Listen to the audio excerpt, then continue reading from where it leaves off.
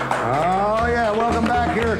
Speaking of politics and everything, when it comes to politics, a lot of magic involved. You should run for office. Oh, thanks. Sleight of hand. This is Larry Denburg. He's one of the best, I think, probably the best in the state of Delaware as far as magic. Thank you very much. Where have you been? Where have I been? Joe the magic. You mean in the country? Yeah, I've been everywhere. I mean, I do magic from coast to coast. I've done stuff internationally, but not since the economy has turned around. He did magic for the Queen. Yeah.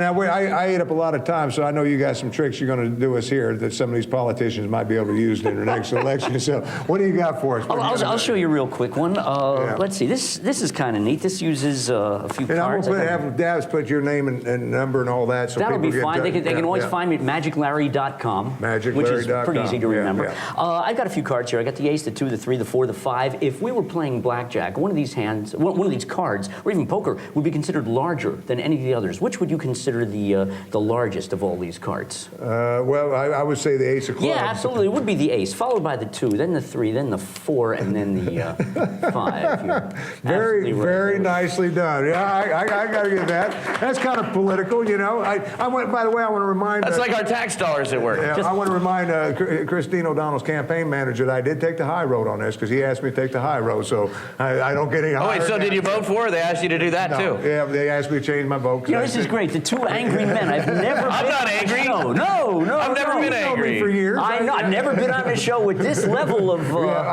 excitement. If you would answer the phone that I answered all week, Larry, you would understand. So I know you got a lot more. I want to show some more magic. What else can you do? All right, I'll show you something quick. Lots of people accuse magicians of using fake cards, trick cards. These are trick cards. Nice. These are the most gimmicked cards in the world. Watch, and I'll show you how they work. All I have to do is give it a little spin like that. You didn't see much sleight of hand there, right? Just a little spin. But check this out. One of the cards, the Jack. Yeah, it turns upside down. Right. I give it another little spin like this, and check it out. Ace is upside down. Isn't that weird? That is unbelievable. I give it another spin. They just kind of the same thing that happens with my tax dollars. They take turns. You spin it and it turns upside down. They all take turns. One at a time, they'll turn face down. As a matter of fact, if I take these cards and I push them through my hand, I like that. Now the backs change color, and this is really, really wild. Because if we take that card, we spin it around twice to the right, once to the left, and 2 more times to the right, that card is going to end up changing into a You are Joker. unbelievable. I tell you know how much I love magic. I do. You are one of the best sleight of hand guys and everything else. A lot of tricks and everything. A lot of cards. I mean. Well, I'll tell you. We just came out of Halloween. I had 6 shows in 5 days, which is really jumping, keeping me a little busy. Surprisingly, and I think it's the economy, I've still got openings around the holiday season, Christmas. Normally, my Christmas would be completely booked, but I actually still have some time. Hey, businesses, private parties, give me a shout. I'm available. Well, I was going to say, you not only do the big shows because you do the big stage productions, but you do private.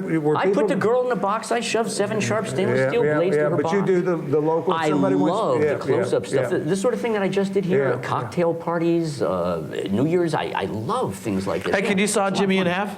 I could do that. I can't put them back together again. But the cutting is no problem. That's what we're kind of hoping, you know. That way we can put a little up on the right and the left. I know you got some big magic. I guess you're kind of done with your cards here, but I know you got a lot more magic. I want people to kind of get an idea. It's just not card tricks. So I want to poof yourself to the stage right now. I will. Whoa! Hey, you're going to enjoy this. This is one of the first tricks I ever learned when I was a little baby magician. Uses a nice purple handkerchief. I'm going to take that purple handkerchief and stuff it into my hand. Now, I know there are lots of folks who have seen TV magic and all that. They say, oh yeah, you're using plastic thumbs. Pfft, we don't use plastic thumbs. Goes into my hand like so. It's a little bit of a Halloween-y kind of trick. I snap my fingers, check it out. Transforms into an egg. The handkerchief itself ends up back in my pocket. It's fun, isn't it? Now, actually, this is a dumb kind of trick. I mean, think of it. What's the rationale for a handkerchief turning into an egg? Really doesn't make sense. Really doesn't make sense. And if it did turn into an egg, why would this be back in our pocket?